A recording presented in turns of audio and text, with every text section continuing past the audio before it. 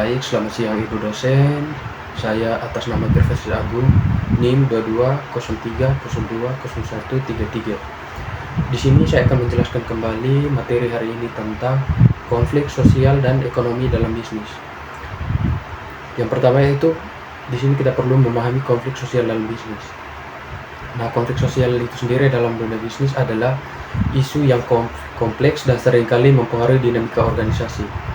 Konflik sosial di tempat kerja terjadi ketika ada perbedaan kepentingan, nilai, atau tujuan antara individu atau kelompok. Ini bisa melibatkan ketegangan antara manajemen dan karyawan, antara karyawan, atau antara berbagai departemen. Lalu terkait kasus diskriminasi di tempat kerja. Hal ini pada tahun 2023 mencapai angka 67.448 kasus. Kasus diskriminasi di tempat kerja pada tahun 2023 ini menunjukkan bahwa diskriminasi masih menjadi masalah signifikan. Diskriminasi dapat berbentuk rasial, gender, usia, atau berdasarkan disabilitas, dan dapat menyebabkan ketidakpuasan, penurunan produktivitas, dan bahkan pemogokan. Lalu manifestasi konflik. Konflik sosial dapat muncul dalam berbagai bentuk, termasuk pemogokan buruh. Ketika karyawan merasa bahwa hak-hak mereka dilanggar atau tidak ada keadilan dalam perlakuan, mereka mungkin melakukan pemogokan untuk menuntut perubahan. Lalu, bentuk yang kedua yaitu benturan budaya perusahaan. Ketika nilai-nilai dan norma-norma dari berbagai kelompok dalam organisasi tidak sejalan, ini dapat menyebabkan ketegangan. Misalnya perusahaan yang memiliki budaya kerja yang sangat kompetitif mungkin tidak cocok dengan karyawan yang lebih menghargai kolaborasi. Lalu yang berikut itu memahami konflik ekonomi dalam bisnis. Konflik ekonomi dalam bisnis ini mencakup berbagai isu yang berkaitan dengan distribusi sumber daya, pendapatan, dan persaingan di pasar. Berikut ada beberapa penjelasan mengenai beberapa aspek utama dari konflik ekonomi dalam konteks bisnis. Yang pertama itu kesenjangan upah.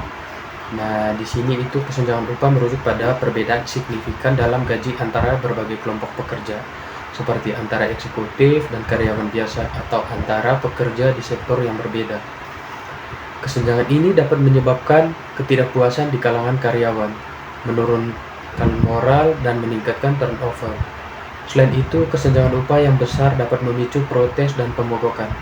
Faktor-faktor seperti perbedaan dalam pendidikan, pengalaman, industri, dan lokasi geografis dapat berkontribusi pada kesenjangan upah. Selain itu, kebijakan perusahaan dan struktur kompensasi juga memainkan peran penting.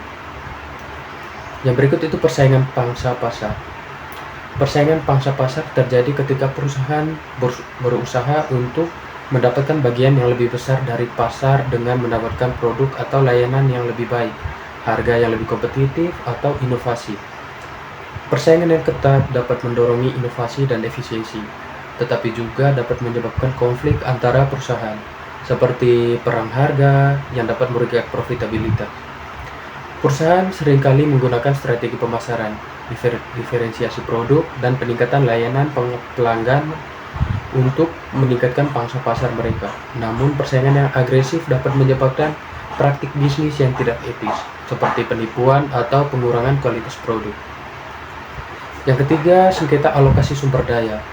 Sengketa alokasi sumber daya terjadi ketika ada ketidakpastian atau ketidakpuasan mengenai berbagai sumber daya, seperti modal, tenaga kerja, dan bahan baku, dibagi di antara berbagai departemen atau proyek dalam perusahaan. Ketidakpuasan dalam alokasi sumber daya dapat menyebabkan konflik internal, mengganggu kolaborasi antar tim, dan menghambat pencapaian tujuan perusahaan. Sengketa ini seringkali muncul akibat perbedaan prioritas antara manajemen dan karyawan, atau antara berbagai departemen yang bersaing untuk mendapatkan sumber daya yang terbatas. Untuk mengatasi konflik ekonomi, perusahaan dapat menerapkan beberapa strategi, seperti meningkatkan transparansi dalam kebijakan gaji dan alokasi sumber daya untuk mengurangi ketidakpuasan. Lalu, perusahaan dapat mendorong komunikasi terbuka antara manajemen dan karyawan untuk memahami kebutuhan dan harapan masing-masing pihak. Lalu perusahaan juga dapat mengembangkan kebijakan yang adil dan inklusif untuk memastikan bahwa semua karyawan merasa dihargai dan memiliki kesempatan yang sama. Lalu perusahaan juga dapat mendorong inovasi dan adaptasi dalam strategi bisnis untuk tetap kompetitif di pasar yang berubah. Nah, dengan memahami dan menangani konflik ekonomi secara efektif, perusahaan dapat menciptakan lingkungan kerja yang lebih harmonis dan produktif, serta meningkatkan kinerja keseluruhan. Baik, yang berikut penyebab utama konflik sosial. Konflik sosial seringkali muncul akibat berbagai faktor yang saling terkait, seperti ketidakadilan, promosi, dan gaji. Dalam hal ini, jika individu merasa bahwa mereka tidak dihargai secara adil berdasarkan kontribusi dan kinerja mereka, hal ini dapat menimbulkan rasa frustasi dan kemarahan. Ketidakadilan ini seringkali lebih terasa di kalangan kelompok yang terpinggirkan, yang mungkin mengalami diskriminasi berdasarkan gender, ras, atau latar belakang lainnya. Lalu yang kedua itu kurangnya representasi dalam kepemimpinan.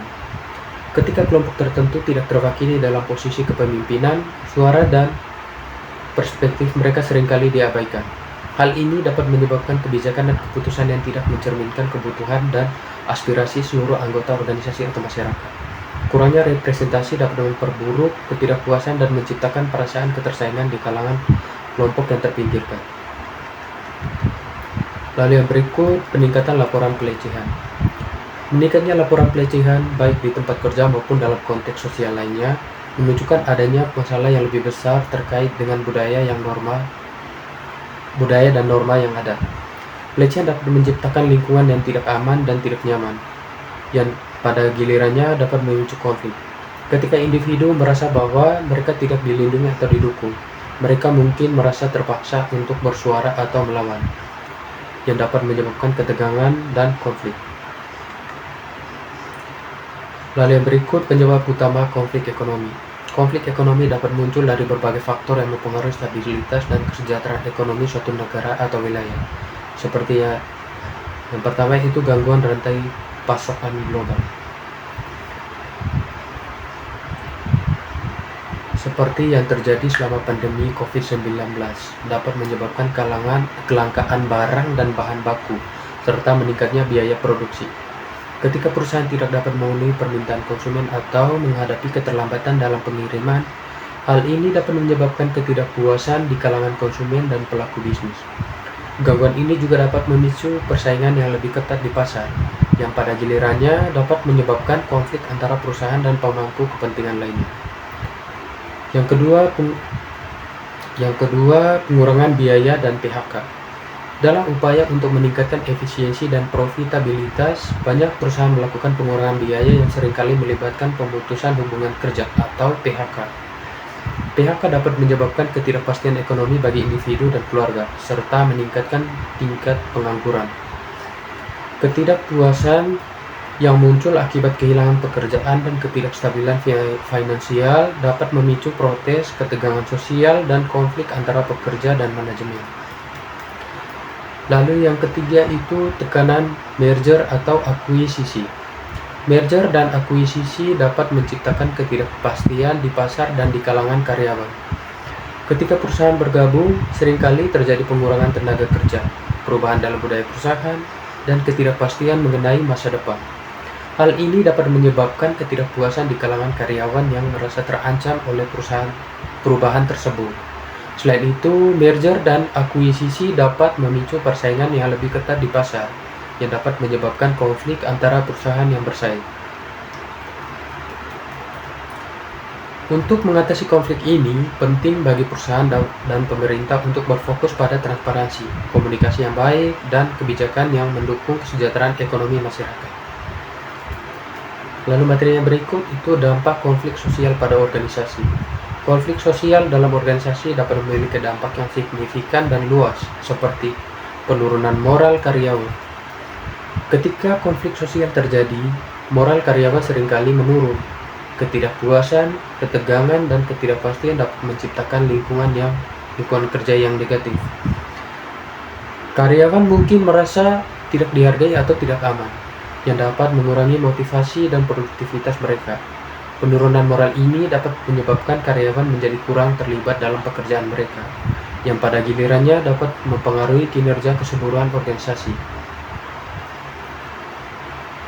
Lalu yang kedua itu peningkatan tingkat turnover. Konflik sosial yang berkepanjangan dapat menyebabkan peningkatan tingkat turnover karyawan. Karyawan yang merasa tidak puas atau tertekan mungkin memilih untuk meninggalkan organisasi dan mencari peluang lain di tempat lain. Tingkat turnover yang tinggi dapat menjadi beban bagi organisasi karena memerlukan waktu dan sumber daya untuk merekrut dan melatih karyawan baru. Selain itu, kehilangan karyawan berpengalaman dapat mengurangi pengetahuan dan keterampilan yang ada dalam organisasi. Yang ketiga, kerusakan reputasi perusahaan. Konflik sosial dapat merusak reputasi perusahaan, baik di mata karyawan, pelanggan, maupun masyarakat umum. Berita tentang konflik internal, ketidakpuasan karyawan, atau tindakan diskriminatif dapat menyebar dengan cepat, terutama di era media sosial. Reputasi yang buruk dapat mengakibatkan hilangnya kepercayaan dari pelanggan dan mitra bisnis, serta kesulitan dalam menarik bakat baru.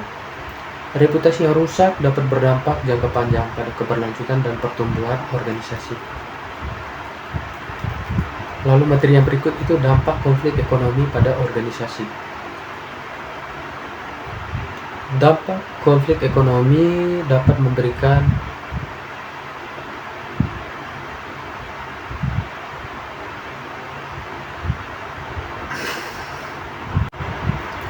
materi yang berikut dampak konflik ekonomi pada organisasi.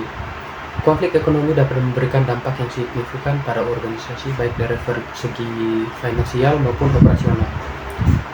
Contohnya itu biaya konflik tahunan. Konflik ekonomi seringkali mengakibatkan biaya yang signifikan bagi organisasi. Biaya ini dapat mencakup pengeluaran untuk manajemen konflik seperti biaya hukum, biaya mediasi, dan biaya untuk program pelatihan atau pengembangan yang bertujuan untuk memperbaiki hubungan kerja. Selain itu, biaya yang terkait dengan penurunan produktivitas, kehilangan pelanggan, dan kerugian reputasi juga dapat menjadi bagian dari total biaya konflik tahunan. Semua ini dapat mengurangi profitabilitas dan daya saing organisasi. Lalu yang kedua, kerugian pemogokan.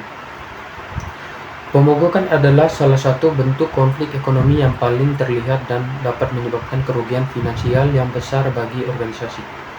Selama pemogokan, produksi seringkali terhenti, yang dapat mengakibatkan hilangnya pendapatan dan pelanggan. Selain itu, pemogokan dapat mempengaruhi rantai pasokan yang menyebabkan keterlambatan dalam pengiriman produk atau layanan. Kerugian ini tidak hanya berdampak pada keuangan perusahaan, tetapi juga dapat merusak hubungan dengan pelanggan dan mitra bisnis. Yang ketiga, penurunan nilai saham. Ketika konflik ekonomi terjadi, terutama yang melibatkan pemogokan atau ketidakpuasan karyawan yang meluas, investor mungkin kehilangan kepercayaan pada perusahaan. Hal ini dapat menyebabkan penurunan nilai saham, yang berdampak langsung pada kekayaan pemegang saham dan kemampuan perusahaan untuk mengumpulkan modal. Penurunan nilai saham juga dapat mempengaruhi reputasi perusahaan di pasar, serta kemampuannya untuk menarik investor baru. Dalam jangka panjang, hal ini dapat menghambat pertumbuhan dan inovasi perusahaan.